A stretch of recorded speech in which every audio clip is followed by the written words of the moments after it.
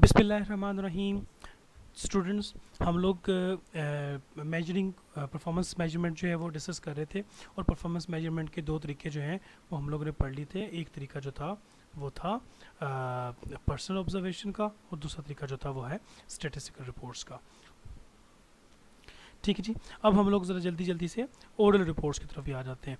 Oral reports में क्या होता है, ये वो रिपोर्ट्स होती हैं जैसे मैंने आपको एग्जांपल दी थी कि ए के बारे में हम रिपोर्ट्स ले रहे हैं और सी को चाहिए रिपोर्ट्स, और बी बीच में एक बंदा बनता है मिडल मैन जो इसको ऑब्जर्व करता है और फिर ऑब्जर्व करने के बाद इसको इन्फॉर्मेशन देता है। ठीक है, अब ज़रा सुने यहाँ पे क्या है। सबसे पहले तरीका क्या होता है, fast way to get information. हम किसी को भेजते हैं, जाओ ज़रा देख के आओ वो बंदा क्या कर रहा है, वो फटाफट आके कहेगा सर वो ये काम कर रहा है। ठीक है जी। मैं अपने ऑफिस में बैठा हूँ, मैं अपने ऑफिस में किसी एक जूनियर को कह दूंगा कि एक्सक्यूज़ मी ज़रा देख के आएँ कि फ़लाँ मैडम या फ़लाँ सर जो हैं वो अपने ऑफिस में बैठ के क्या कर रहे हैं। तो वो जाएंगे उनके ऑफिस में, अस्सलाम वालेकुम करके वापस आके मुझे कहेंगे जी वो तो टेलीफोन पे बातें कर रहे हैं। तो ये जो इन्फॉर्मेशन है ये फटाफट इन्फॉर्मेशन मुझे मिल गई है। ठीक है, इसके लिए मुझे बहुत ज़्यादा टाइम लगाने की ज़रूरत नहीं पड़ी। नंबर 1। नंबर 2, फ़ायदा allow for verbal and non verbal feedback. फिर यहाँ पे क्या होता है कि जब इस तरह की इन्फॉर्मेशन होती है तो फिर हम लोग फिर उनको वर्बल और नॉन वर्बल फीडबैक दे सकते हैं। अब वर्बल फीडबैक और नॉन वर्बल फीडबैक क्या होता है बच्चों, ये मैं समझा देता हूँ।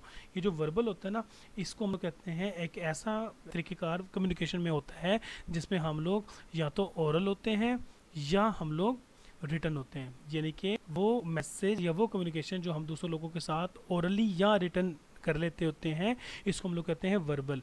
नॉन वर्बल मतलब क्या होता है कि ऐसी ज़ुबान, एक ऐसा कम्युनिकेशन का तरीका, लोगों से मुखातिब होने का और लोगों को मैसेज देने का एक ऐसा तरीका जिसमें ना तो हम कुछ लिख रहे हैं, ना ही हम ओरल हैं और ना ही हम रिटर्न है। हमारा ओरल और रिटर्न नहीं है, नॉन वर्बल, जिसमें क्या होता है हमारे पोस्चर्स इस्तेमाल होते हैं। ठीक है बेटा जी, हमारे पोस्चर्स इस्तेमाल होते हैं। ठीक है, हमारे जेस्चर्स इस्तेमाल होते हैं। हम जो सर हिलाते हैं ना, नेगेटिवली सर हिलाना होता है तो हम लोग इस तरह ऐसे ऐसे सर हिलाते हैं। जब हम किसी को हाँ करते हैं तो फिर हम ऐसे ऐसे सर हिलाते हैं।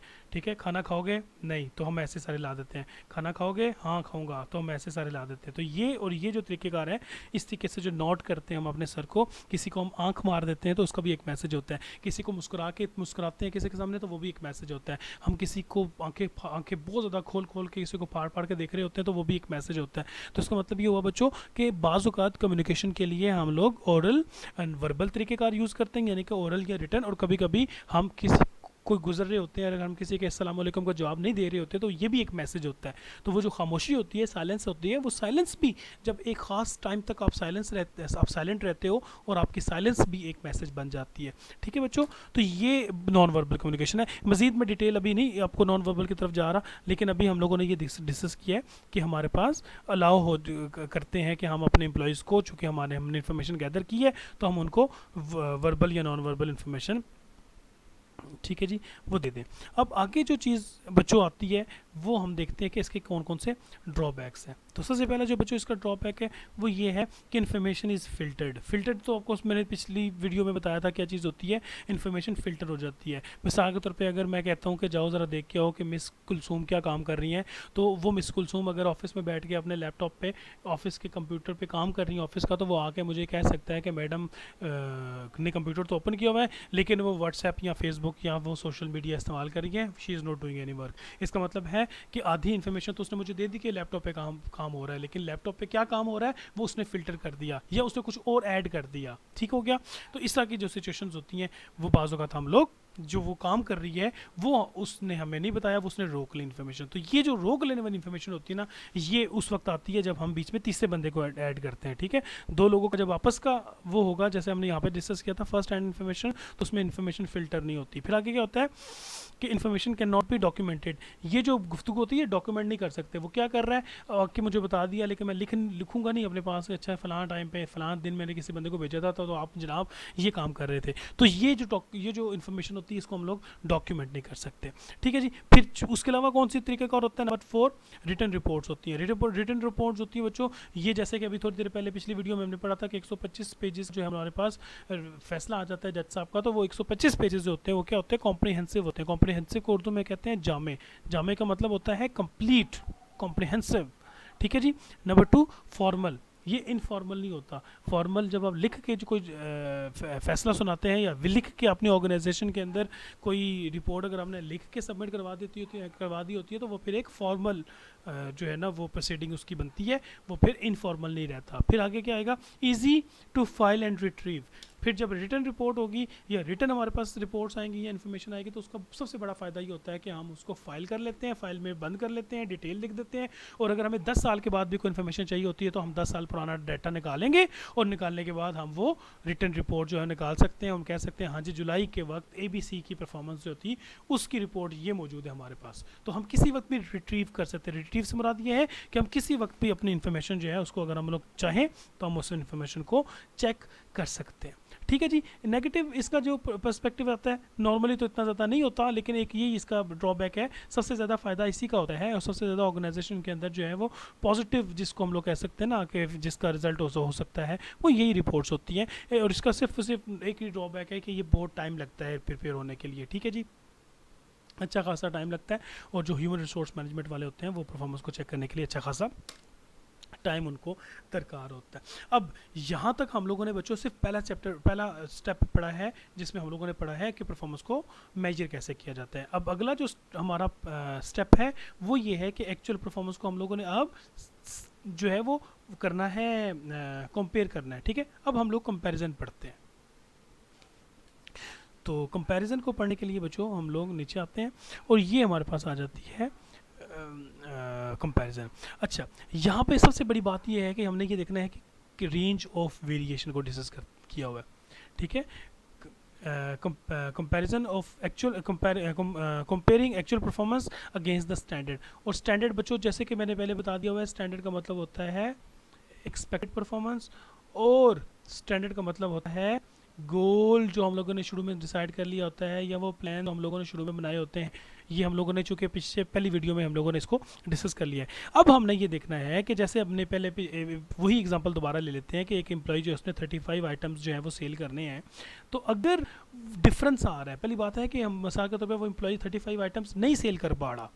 ठीक है, हमने उसकी परफॉर्मेंस चेक कर ली ये इन्फॉर्मेशन वगैरह गैदर करने के बाद, और हमें पता चला कि उसने जनाब 33 आइटम सेल की, सॉरी 33 आइटम सेल की। तो ये जो 33 आइटम सेल की, इसमें हमने ये देखना है कि एक्सपेक्टेशंस थी 35 की और उसने किया 33, तो उसका मतलब है डिफरेंस आ गया। अब हमने रेंज देखनी है कि ये डिफरेंस जो है ये कितना ज़्यादा डिफरेंस है। तो हमने देखा कि सिर्फ 2 आइटम्स का डिफरेंस है, तो हम ये सोच कहेंगे कि चूंकि 2 आइटम्स का डिफरेंस है तो ये 2 आइटम्स का डिफरेंस हमारे लिए एक्सेप्टेबल है।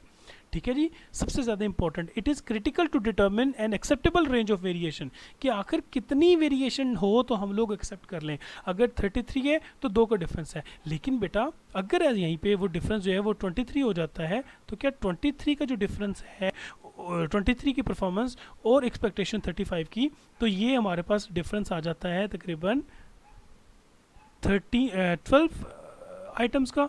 तो क्या 12 आइटम्स का डिफरेंस जो है वो भी हमारे लिए एक्सेप्टेबल है? आंसर है नो। हमारे लिए ये तो एक्सेप्टेबल हो सकता है लेकिन ये एक्सेप्टेबल नहीं हो सकता। इसकी एक छोटी सी एग्जांपल और देता हूँ आपको, रेंज जिसको हम लोग कहते हैं। मिसाल के तौर पे हमारा ऑफिस ओपन होता है 9 बजे, लेकिन जब हम 9 बजे ओपन हो जाते हैं तो हम ये चेक करते हैं कि हमारा एम्प्लॉय कितना लेट आता है। तो कभी कभी ऐसा होता है कि हमारा कोई एम्प्लॉय जो होता है वो 9 बज के 5 मिनट पर पहुँच जाता है, कोई 10 मिनट पर पहुँच जाता है, कोई 15 मिनट पर पहुँचता है, कोई 20 मिनट पर पहुँचता है। तो ये जो टाइम होता है इसको हम लोग कहते हैं कि चलो ठीक है, ये जो रेंज है ना 20 मिनट के पीछे पीछे तक जितनी भी रेंज है ये हमारे लिए एक्सेप्टेबल है। लेकिन कोई 20 को भी क्रॉस करता है, इतना ज़्यादा लेट हो जाता है कि वो 9 बज के 20 मिनट पे भी नहीं पहुंच सकता, 9 बज के 25, 30 या 40 मिनट पे पहुंचता है, तो 20 के बाद वाला जो रेंज है वो हमारे लिए एक्सेप्टेबल नहीं है। ये जो रेंज है फ्रॉम 9 to 9:20 ये हमारे लिए एक्सेप्टेबल है। बात समझ आ गई आप लोगों को? इसको हम लोग कहते हैं कि क्या चीज़ हमारे लिए एक्सेप्टेबल है। फिर हम लोग कंपेयर करेंगे ना, कंपेयर जब हम करते हैं कि एक्चुअल परफॉर्मेंस उसकी ये है और एक्सपेक्ट हम कर रहे थे ये, डिफरेंस आ गया, तो डिफरेंस जो है वो हमारे लिए एक्सेप्टेबल है या हमारे लिए एक्सेप्टेबल नहीं है। डिफरेंस ही की बेस पे फिर हम लोग ये डिसाइड करेंगे परफॉर्मेंस अच्छी है ये परफॉर्मेंस अच्छी नहीं है। ठीक हो गया जी। अब यहाँ पे एक एग्जांपल लिखी हुई है वो हम लोग डिस्कस कर लेते हैं। ठीक है जी, तो ये क्या है, तो यहाँ पे एक एग्जांपल है, यहाँ पे कहाँ से स्टार्ट होती है, ये स्टार्ट हुई। Chris Turner is sales manager for Earth Gardening Supply are distributed of of specialty plants and sales in the Pacific Northwest. Chris prepares a report during the first week of each month that describes sales for the previous month. ठीक है, अब Chris क्या करता है कि वो अपनी company में जो प्लांट्स उनके बनते हैं उन प्लांट्स की जो सेल होती है वो हर महीने के फर्स्ट वीक में यानी पहली डेट से लेकर 7 डेट तक यानी कि पहले वीक के अंदर वो क्या करता होता है, वो प्रीवियस मंथ की जो सेल्स होती है उसकी रिपोर्ट बनाता है और रिपोर्ट बनाने के बाद आगे जो है वो फॉरवर्ड करता है। तो इसकी जो डिटेल्स है बच्चों वो यहाँ पे लिखी हुई हैं, वो हम ये पढ़ेंगे। जून की सेल्स मिसाल के तौर उसने लिखी हुई है। अब मुख्तलिफ़ किस्म के प्लांट्स हैं, वेजिटेबल के प्लांट्स हो गए, पेरिनियल फ्लावर्स आ गए, एनुअल फ्लावर्स आ गए, फिर हर्ब्स आ गई, फ्लावर बल्ब्स, ये मुख्तलिफ़ किस्म के जड़ी बूटियाँ या प्लांट्स हैं या पौधे हैं, कुछ वेजिटेबल्स हैं, ये वगैरह वगैरह ये जो सेल करते हैं। ठीक हो गया।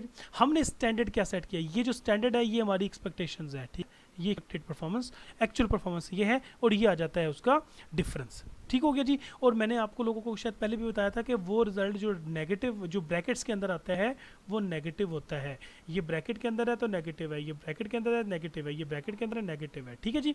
अब सुनो, 1075 जो है वो हम लोगों ने एक्सपेक्टेशंस लगाई थी जून के अंदर, लेकिन परफॉर्मेंस 913 है, तो 162 यानी कि 162 आइटम्स जो हैं वो कम सेल हुई हैं। तो इसका मतलब है कि ये डेफिसिट आ गया, परफॉर्मेंस कम हो गई। तो इसमें फिर हम लोगों ने जब परफॉर्मेंस कम आ जाती है तो वो हम लोगों ने क्या करना होता है, अटेंशन चाहिए होती है, उसके ऊपर हम लोगों ने फिर ज़रूरी एक्शन लेना होता है।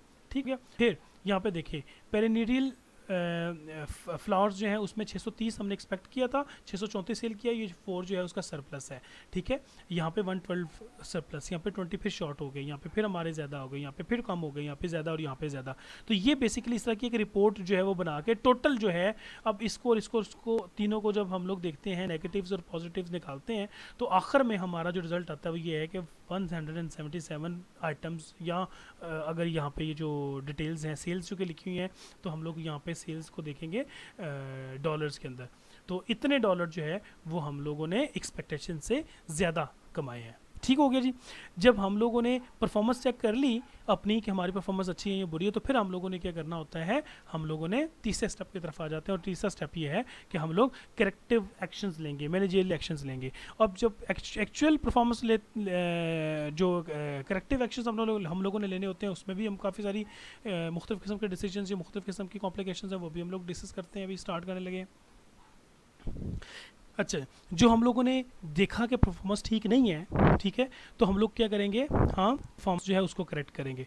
एक्चुअल परफॉर्मेंस से मुराद यहाँ पे चूँकि कम परफॉर्मेंस थी, यहाँ पे कम परफॉर्मेंस थी, तो हम लोग इनकी परफॉर्मेंस ठीक करेंगे। तो इस हवाले से हमने क्या करना है, 2 किस्म के एक्शंस ले सकते हैं। पहला एक्शंस क्या है, corrective actions, immediate corrective action. वहीं पे हम अपने एम्प्लॉय को रोक देंगे, कहोगे तुम ये काम ना करो, तुम इसको यहाँ से इंप्रूव करो ताकि हमें फ़ायदा हो सके। एक तो ये तरीका होता है, ठीक है, जिसे हम कहते हैं कि रन टाइम पे डिसीजन लेना।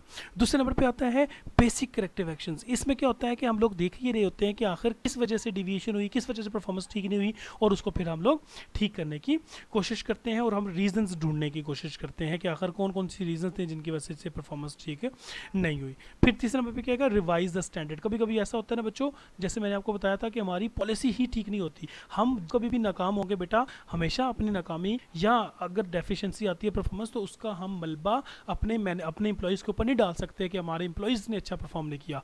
कभी कभी ऐसा होता है कि हमारे अपने स्टैंडर्ड्स ठीक नहीं होते। जैसे मैंने अभी बता दिया कि कोरोना का प्रॉब्लम चल रहा है जुलाई में, अगर हम एक्सपेक्ट कर रहे हैं कि हमारा एम्प्लॉई सेल्समैन जो है वो कम टाइम है, लोगों के साथ सोशल नहीं हो सकता, मुलाकातें इतनी ज़्यादा नहीं हो सकती, लोगों ने रिस्ट्रिक्ट कर लिया अपने आप को, और हम एक्सपेक्ट कर रहे हैं जनाबे वाला आपने 35 आइटम सेल करने हैं, तो इसका मतलब है कि इस सिचुएशन के अंदर 35 आइटम सेल करने वाला तरीका जो है वो हम लोगों ने गलत स्टैंडर्ड रख लिया है। हमें इस मामले, इस सिचुएशन के अंदर 20 और 22, 23 तक हम लोगों को अपना स्टैंडर्ड रखना चाहिए। तो बाज़ औक़ात ऐसा होता है कि हमारी अपनी पॉलिसी ठीक नहीं होती, हमें अपनी पॉलिसी को रिवाइज़ करना पड़ता है, हमने अपने स्टैंडर्ड को भी रिवाइज़ करना होता है। ठीक है जी। तो ये बच्चों स्टेप्स थे हमारे। उसके बाद मैनेजरियल डिसीजन जो है कंट्रोलिंग के, वो हम लोग अगली वीडियो में इंशाल्लाह डिस्कस करते हैं जी।